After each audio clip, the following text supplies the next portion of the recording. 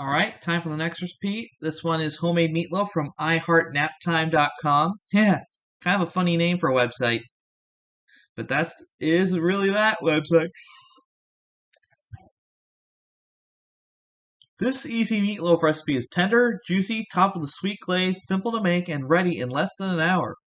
And you'll find out what I mean when I say it to you. The prep time is 10 minutes, cooking time 45 minutes, total time 55 minutes, and this one serves 8.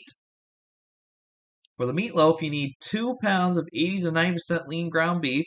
You can also use turkey or do half pork too if that's what you prefer to do. Half a cup of panko breadcrumbs instead of regular breadcrumbs because the panko breadcrumbs give it a lighter, airier texture on the meatloaf or something. I don't know what it does, but it's alright. Third of a cup of either beef broth or milk. Again, that decision is truly up to you. 2 large eggs whisked, 2 to 3 tablespoons of fresh parsley, finely chopped. Of course, that can be found in your supermarket's produce section. 2 tablespoons of Worcestershire sauce, 2 tablespoons of ketchup, 1¼ teaspoon of kosher salt, 1/4 teaspoon of freshly ground black pepper, a teaspoon of garlic powder, and a teaspoon of onion powder. To make the sauce, you need 2/3 of a cup of ketchup or barbecue sauce. You can also mix it half and half if you'd like, and 2 to 3 tablespoons of light brown sugar. Preheat the oven to 375 degrees, line a baking sheet or a 9 by 5 inch loaf pan with foil, lightly spray with nonstick spray, and you set it aside.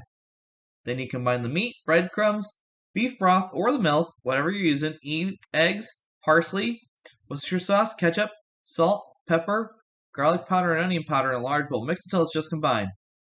You don't want to overmix it or you end up with a tough meatloaf. And believe me, as I've said in the past, nobody wants a tough meatloaf. Ugh, no, it wouldn't taste all that great either. Press into the loaf pan or form the mixture into a loaf shape on the pan. And then, in a small bowl, mix together the ketchup and or barbecue sauce and the brown sugar. Then pour over the top of the meatloaf. Add the pepper right on top if desired.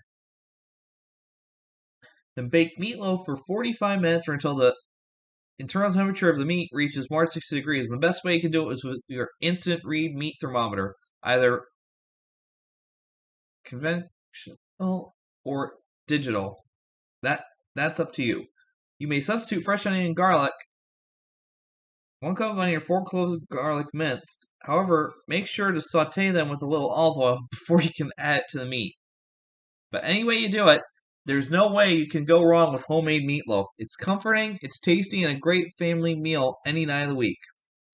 Log on to iHeartNaptime.net and find this recipe for meatloaf. And I got one more recipe coming up. Stay tuned for that.